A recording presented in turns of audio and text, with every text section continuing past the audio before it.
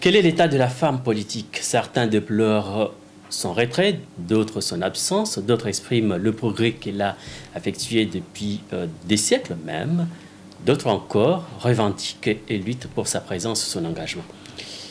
Les raisons évoquées ici et là expriment en commun une conviction. La femme peut agir sur la réalité, la brutalité de la vie avec douceur. Est-elle donc un messie? La difficulté qu'elle a rencontrée peut-elle mettre en question cette aspiration du peuple? Pour répondre à ces questions, nous avons invité Aniami Mchangama, élue d'Argenteuil, pour venir en parler. Militante de gauche, membre du parti OPS, elle est aussi comorienne. Bonjour Aniami. Bonjour. Mchangama. Vous êtes élue chargée au développement de la vie associative et du bénévolat.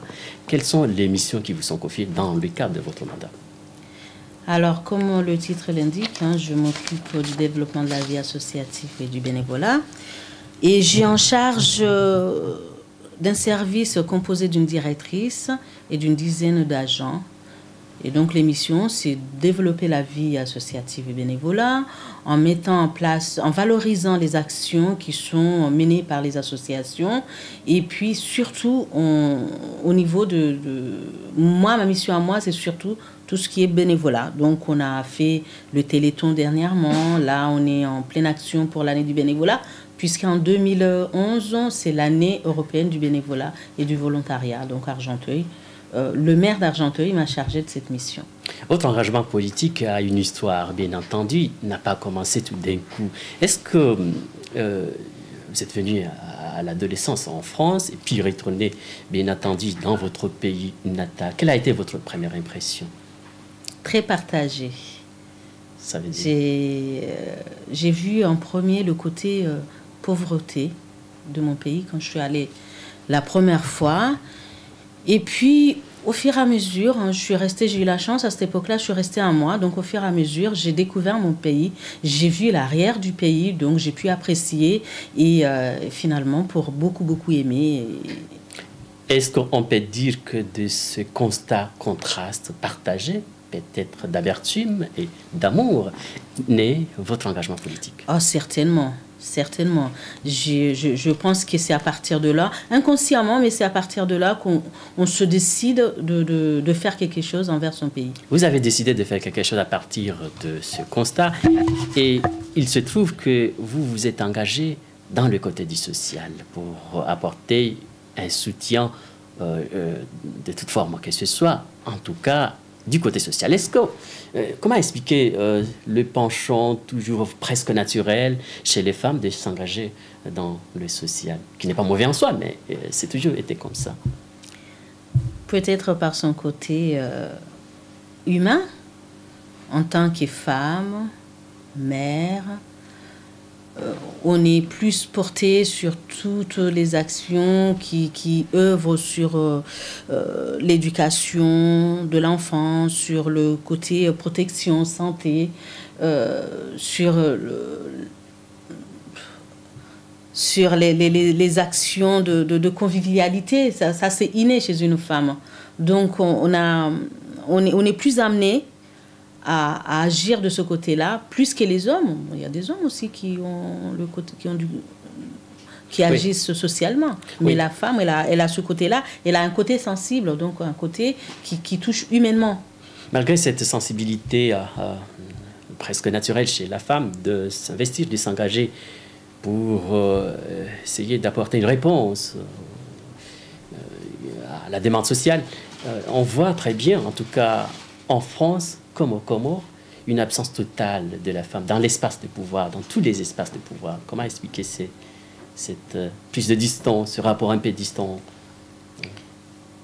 Pour moi, la femme comorienne, elle est partout dans les instances. Dans toute l'histoire, d'ailleurs, la vie comorienne, la femme comorienne, elle a toujours existé. Elle est pas portée publiquement, mais elle est quand même à la base de beaucoup de choses. Hein. C'est l'homme...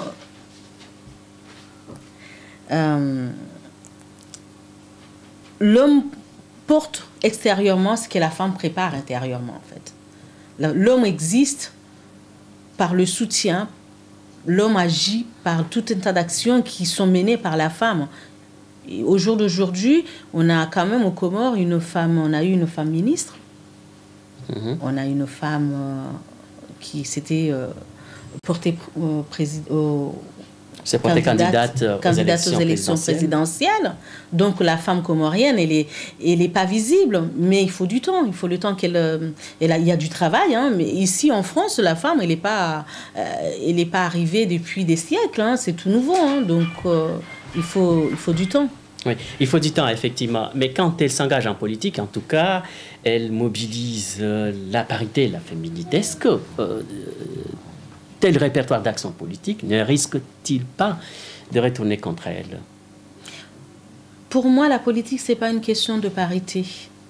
C'est un investissement, c'est un travail de longue haleine, mais c'est un travail. Et alors, un peu plus pour une femme que pour un homme, mais c'est un travail quand même. Donc, si ça peut servir, si il faut utiliser certaines armes de parité pour arriver, c'est très bien. Mais moi, je pense que la politique, en tout cas en politique, mais comme dans tous les métiers d'ailleurs, il faut surtout savoir ce qu'on veut, s'investir dans ce qu'on veut et s'appliquer et beaucoup travailler. Et la compétence, puisque vous dites que ce ne sont pas des armes efficaces qui permettent à la femme, en tout cas, de gagner du terrain, mobiliser les foules, d'avoir une position politique dominante. Alors, est-ce que la compétence à la Françoise Giroud peut aider aussi la femme? Mais alors, c'est d'abord une compétence, une question de compétence, certes. C'est d'abord une question de compétence, comme dans tous les métiers. La politique, c'est un peu un métier. C'est même un métier à part entière. Il faut de la compétence, il faut du savoir. Il faut être appliqué. Il faut vraiment s'appliquer, s'investir. Ce sont les deux. Pour moi, c'est une combinaison des deux pour arriver à s'émerger dans ce milieu-là et à exister par la suite. À exister par la suite. Justement, pour exister en politique, il faut avoir une expérience d'appareil où se nouent les relations, les réseaux, où se mobilisent aussi les transactions, les luttes aussi pour des positions dominantes au sein même du parti importantes pour l'homme et la femme politique. Il me semble que la femme a du mal à s'imposer. On a vu Ségolène Royal. Elle a fait bien sûr un exploit, un travail formidable, mais quand même, il y a un travail plus timide dans ce sens-là. Et quelles sont les ressources quelles sont les ressources que peut mobiliser la femme pour essayer de devenir leadership? Alors, l'expérience s'acquiert dans le combat. Je crois qu'il y a quelques années en arrière, hein, les femmes n'étaient pas aussi visibles qu'aujourd'hui. À force de travail, hein, vous avez pris un bel exemple pour moi, puisque je suis arrivée en politique par Ségolène Royal. Hein, c'est mon modèle. Je pense qu'elle a bien montré que on peut, en tant que femme, on peut y arriver. Mais la femme, elle a un combat assez énorme, parce que justement, elle porte les responsabilités. Le 3/4 de responsabilité du couple, de la famille, est porté par une femme. Donc, elle doit se battre 2 fois pour exister. C'est un combat qui est en train de se gagner au jour d'aujourd'hui. On voit bien que les femmes arrivent à prendre des positions et arrivent à émerger comme le modèle que vous venez de montrer, Ségolène Royal, Martine Aubry, entre autres, en tout cas en parlant de mon parti. Donc, elle a vraiment sa place et elle devient leadership. Puis, il y a eu des élections récemment où on a vu des femmes devenir présidents des pays, des États. Ania Mchangama, vous êtes élue du PS, donc vous êtes engagée dans ce parti politique socialiste, mais en partant de l'histoire politique des Comores, nous avons constaté qu'il y a eu un passé troublant. Pendant le mandat de François Mitterrand, il y a eu autant de coups d'État qu'il n'y a jamais eu pendant des régimes de droite. Est-ce que votre engagement correspond-il vraiment à vos intérêts des Comores, aux intérêts des Comores? Absolument. L'histoire montre que les coups d'État en Afrique n'appartiennent pas à la gauche, mais plutôt à la droite. Hein. Il faut se rappeler de Foccart, c'est déjà un exemple. Les coups d'État, l'indépendance comorienne, elle date bien avant Mitterrand. Oui, bien sûr. C'était à l'époque de Giscard. Il y a déjà eu des coups d'État avant que Mitterrand n'arrive au pouvoir. Donc on ne peut pas tout mettre sur la gauche. Moi, je me suis engagée en gauche parce que j'ai trouvé des idées qui se rapprochaient de mes convictions, de mes origines. Et je pense qu'en écoutant, par exemple, l'intervention de Mitterrand à la Baule, je me retrouve plus à gauche qu'à droite pour porter des idées et en tout cas pour œuvrer en tant que Française d'origine comorienne. Je suis bien à gauche pour pouvoir défendre les intérêts de mon pays d'origine. On a vu la promotion de la diversité à l'échelle politique nationale. On a vu Rachida Dati et bien d'autres, je ne vais pas tout citer, mais quand même, cette promotion de la diversité française a été initiée avec relativement succès par la droite. Est-ce que ça vous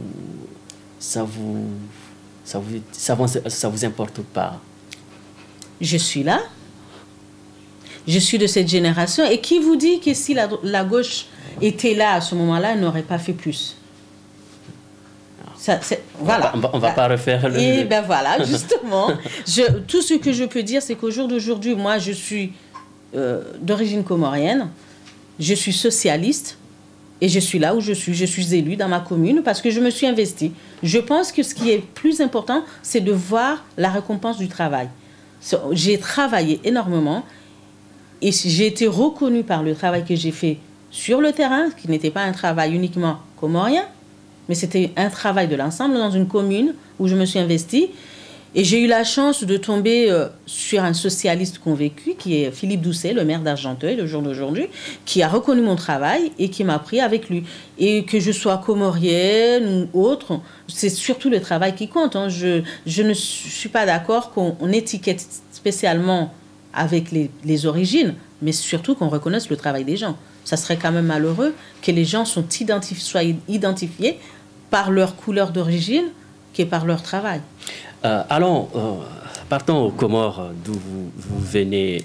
Nous avons constaté à l'échelle politique des Comores qu'il y a une absence totale relative de la femme comorienne dans l'espace à la fois culturel, politique, social. Alors, certains pensent pourtant, malgré cette absence, qu'on a essayé toutes les catégories sociales et professionnelles et rien n'y marche. Est-ce que vous croyez que c'est que l'on dit que l'avenir des Comores dépend aujourd'hui de la femme? Est-ce que vous croyez à cette aspiration?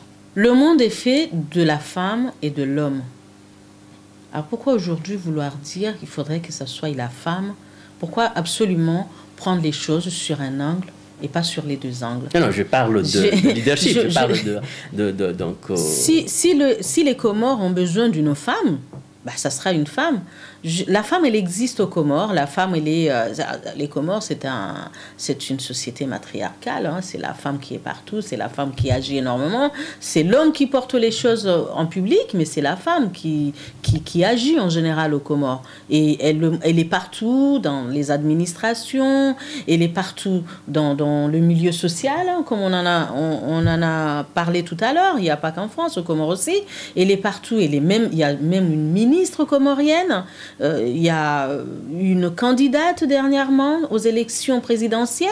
Donc, pour moi, c'est un travail à faire. Et bah, qu'elle continue et qu'elle fasse sa place. Et là, sa place auprès de l'homme. Est-ce que vous croyez, vous me dites que nous sommes en face d'une société patriarcale, d'autorité exclusivement masculine. Est-ce que pensez-vous que le monde politique des Comores est-il prêt de confier le destin destin politique, social à une femme? Je pense, j'en suis convaincue parce qu'il y a eu l'exemple de la femme ministre, il n'y a pas eu, on n'en a pas entendu des échos, des débats ou des choses. Je pense que le Comorien est assez intelligent, assez évolué pour accepter l'évolution des choses. Mais sur quelle base, sur quel terrain, sur quelles ressources la femme peut-il gagner la confiance? Ça se gagne, ça se travaille. Par le travail, par ses actions, par le résultat de ses actions, je pense.